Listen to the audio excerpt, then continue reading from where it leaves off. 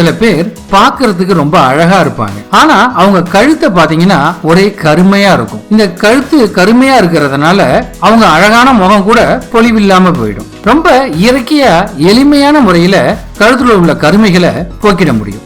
இதுக்கு என்னென்ன தேவைன்னா, ஒரு தக்காளி, தேன் 1 ஸ்பூன். முதல்ல தக்காளிய 2ஆ கட் பண்ணிக்கணும்.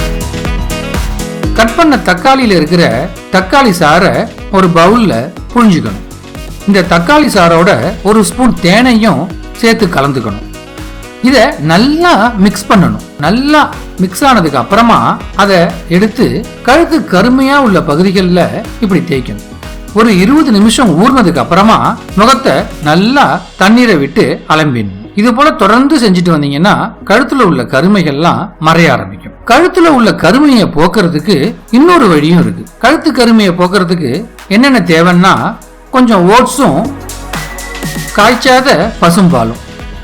ஒரு பவுல் எடுத்து அதுல 1 ஸ்பூன் ஓட்ஸ் எடுத்து போட்டுங்க. அதுல 2 ஸ்பூன் காய்ச்சாத பாலை கலந்துக்கணும். இது ரெண்டுத்தையும் நல்லா மிக்ஸ் பண்ணணும். கழுத்து கருமையா உள்ள பகுதிகளில் தரவணும். ஒரு 20 நிமிஷம் ஊர்னதுக்கு அப்புறமா கழுத்து பகுதியை தண்ணீரால அலம்பிடணும். கழுத்து கருமையை போக்குறதுக்கு இன்னொரு வழியும் இருக்கு. அது என்னன்னா, கற்றாழை ஜெல்லும் பாதாம் எண்ணெயும்.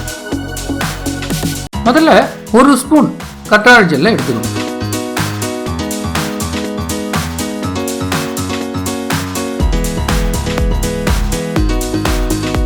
அதோட பாதாம் எண்ணெயை 1 ஸ்பூன் எடுத்து கலந்துக்கணும். இதை நல்லா மிக்ஸ் பண்ணணும். இத கழுத்து கருமையா உள்ள பகுதிகளில் இப்படி நல்லா தடவி ஒரு 20 நிமிஷம் ஊர்னதுக்கு அப்புறமா கழுவிடணும். இது போல தொடர்ந்து செஞ்சுட்டு வந்தாலும் கழுத்துல உள்ள கருமை எல்லாம் மறைய ஆரம்பிக்கும். தொடர்ந்து வீடியோவை பார்க்கறதுக்கு முன்னாடி கீழே இருக்கிற சப்ஸ்கிரைப் பட்டனையும் அதுக்கு பக்கத்துல உள்ள பெல் சிம்பலையும் அழுத்த மறந்துடாதீங்க. தொடர்ந்து இது போல பயனுள்ள மருத்துவ வீடியோக்களை பெற வீடியோவுக்கு கீழே இருக்கிற சப்ஸ்கிரைப் பட்டனையும் அதுக்கு பக்கத்துல உள்ள பெல் சிம்பலையும் அழுத்த மறந்துடாதீங்க. இந்த வீடியோ பிடிச்சிருந்ததுன்னா மறக்காம ஷேர் பண்ணுங்க.